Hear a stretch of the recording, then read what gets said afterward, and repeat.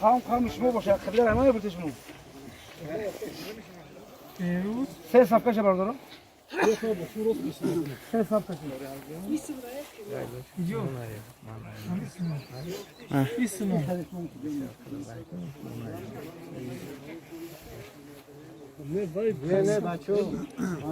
امانی طبیعی حضرت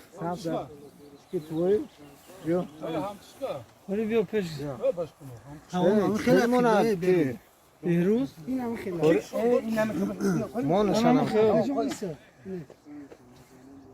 مسجد کجا کدام طرف نماز میخونن تمام اینا مسجد اینمی تمام همیشه امانش توغریه انشالله همین خیلی کم سپرس بیوخه صف بکشنه باردار پیش بیاین صف بکشن بیا پیش زنی شما که شما بودو پیش بدرین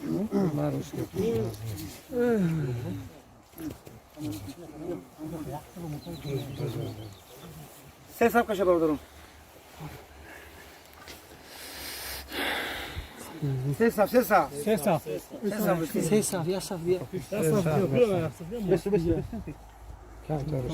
أعوذ بالله من الشيطان الرجيم بسم الله الرحمن الرحيم كل نفس ذائقة الموت جوانان عزیز همدران عزیز امروز نمیخوام صحبت کنم در باره مرگ بس میخوام یک دو حدیث پیامبر اکرم صلی الله علیه و سلم براتون صحبت بکنم در باره رحم دلی جوانان عزیز امروز چقدر ما حتی نشد است که ما جوانان ما مردم نه فقط برای برادر مسلمان امروز نعوذ بالله روز آمده است که پدر با پسر رحم نمیکنه جوانان عزیز وقتی که پدر با پسر که رحم نکنه بعد الله مهربان این درد اندوه و غم ایری امت چه به بالا کنه یه حدیث صحیح را براتون شرح میکنم ان شاء الله بعد دعا میکنم که حدیث حضرت انس روایت میکنه که پیامبر اکرم صلی الله علیه و سلم میگه که والذی نفسی بیده لا یضع الله رحمتا الا علی رحم قسم به اون ذاتی که جان محمد در دست اوست الله مهربان رحم نمیکند به اون شخصایی که به اون انسانهایی که تا مادام در روی زمین به دیگر رحم نمیکنید جانان عزیز رحم بسیار چیزی مشقت است رحم بسیار چیزی است امروز اگر نظر کنیم این پسر 1 سال و 8 ماه نخواد که پدر با ضرب لط پسر خود در قتل برسونه جانان عزیز این به والله قسم میکرد نشانه قیامت است من ندا برای همون جوانایی میکنیم که امروز در بعض جاها ما جنازه میخونیم حتی امر معروف و نهی از منکرات در شبکه‌ها میمونن و در کامنت‌ها مینویسن بعضی نوجوان مردم مینویسن که ما ترسیده خواب هستیم همین جنازه ها در شبکه‌ها نپرتید چرا پیش از جنازه ها در شبکه‌ها بسیار توی حافظی میپرتافتن کنسل میپرتافتن چرا یادت نمیگفته که حافظی را بس کنه که الله غضبش بالا ما بیاید چرا امروز میگی جنازه ها نپرتید که ما خودمون ترسیده خواب هستیم در غم اندوه هستیم جنازه ها نپرتید انا میخوای خدا که دور شدن گرفتیم خدا هم میخوای عذاب بالای ما شما برادران میفروره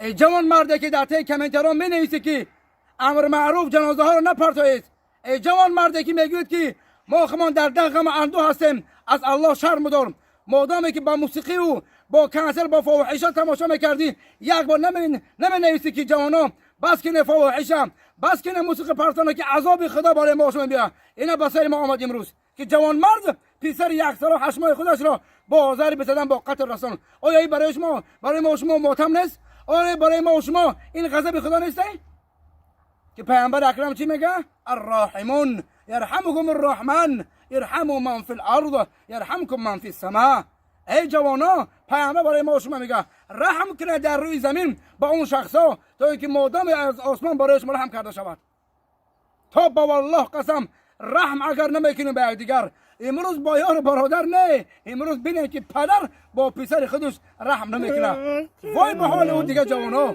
رحم کجاش جوانان عزیز با والله قسم وقتی سخن میکنم گیره مادرم میبینم مرا دلام نش میزنه این طفل بیگناه چی گناه داره که این پدر بیرحم زده است ای الله شرم داریم پیامبر اکرم میگه که والذی نفسی بیده لا يدخل الجنه الا رحیم داخل بهش نمیشود اون شخصیتی که رحم ندارد، اون شخصیتی که بی رحم است، در قلبش کبر و غرور دارم. مادامی که رحم نداریم با زن فرزند خود، چقدر ادعا میکنه که ما جنت میدارم. الله میگه وسعت رحمت علی کل شیء. الرحمت الله همه جا را احاطه کرده است. تو چرا رحمت نمیکنی؟ رحم به یکدیگر نمیکنیم جانان عزیز. تا مادامی اگر ما به یکدیگر رحم نکنیم، تا مادامی اگر ما به یکدیگر دوستی مهر و محبت نکنیم، این آفت الله از باره ما شما نمیگه جانان عزیز. ما با کدام زبان با شما صحبت بکنم؟ این برای یکایک ما و شما، این یک از نشانه قیامته که امروز با چشممون دیده استیم که جانان عزیز. ما با والله قسم برادران، امروز ما برایش یک قصه میکنم. الله مهربان در سوره عبسه بسیار با عظمت برای ما شما میفرماید که یوم یفر المرء من اخیه. الله قیامت در دنیا آورد. برادر نظر بکنه، الله قیامت در دنیا ما شما نشان داده. یک از میگه چخه؟ الله در سوره عبسه چی میگه؟ یوم یفر المرء من اخیه. در روز قیامت برادر از برادر میگریزه، و صاحبته و منی، از زن فرزند میگریزی، از پدر و مادرت میگریزی. برای چی؟ امروز ویروس گفته قطعی برادر سلام علیک نمیکنی. امروز ویروس گفته یک برادر نزدیک ادینا میگذره، در خانه کراتین گفته میگریزی. وای با والله قسم در جنازه اشتراک کردم، حتی پسر گفتم که در قبر بمان پدرتا، قطعیش خیر خوش که بوسه از پیشانیش بگو پدر جان دیدار تا قیامت. با والله قسم از مرگ پدرش گریخت. آیا برای ما شما آفت نیست؟ آیا الله مهربان در دنیا برای ما شما نشان نیست؟ این همین روز بینه که امروز کرانتین گفتم، در جنازه اگر اشتراک نمیکنیم، باید دیگر سلام نمیکنیم، از دوری بس گفتم. در حدیث صحیح پیامبر اکرم میگه که وقتی شما در دنیا اگر در خرید و فروش، در معامله کردن فند فریب میکنید، دین الله را فراموش کردید، قانون الله را ناپسندی کردی، نماز نخواندیم، روزه نگرفتی، رحمدلی نکردی، الله همین ویروس در بالات میاره. ای جوانا با مردم رفتار خوب بکنید. که پیامبر چی گفت؟ یک از پیامبر اکرم سوال داد عن اکثر ما یدخل الناس الجنه. ای رسول معظم اسلام، آیا در جنت چه شخصیت رو بسیار میدراین؟ پیامبر چی گفت؟ التقوى الله. یکم گفت تقوای زیبا، خدا ترسی. دیمش و حسن الخلق، با مردم رفتار زیبا کردن. اول رفتار با اهل بیت زیبا کن، اول با زن رفتار زیبا کن، با فرزندان زیبا کن. من براش من قصه میکنم. یک روز پیغمبر خدا صلی الله علیه و در مسجد نشسته بود، موعظه المعروف میکرد. دید که یک مردک در کنج مسجد بسیار گیره داره. پیغمبر ما بسیار و ما ارسلناک الا رحمتا للعالمین. با والله قسم پیغمبر ما رحمت بود، نه فقط برای مسلمان ها، برای کل عالم بشر رحمت بود. پیغمبر ما الله چی میگه؟ ای محمد و ما ارسلناک الا رحمتا للعالمین. ای محمد ما تو را فرستادیم برای عالمین رحمت. این به رحمت از امت محمد نیست. حتی پیامبر اکرم با دشمناش رفتار زیبا میکرد.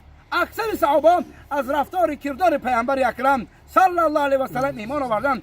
ما چه شخصیت هستیم که در قلبم رحم ندارم. ای جوانا، بعد پیامبر اکرم آمد نزد جوانمرد، این بردک، گفت که تو چرا اینقدر گیره داری؟ این قصه برای پدر همین شخصیت دخالتی میکنم.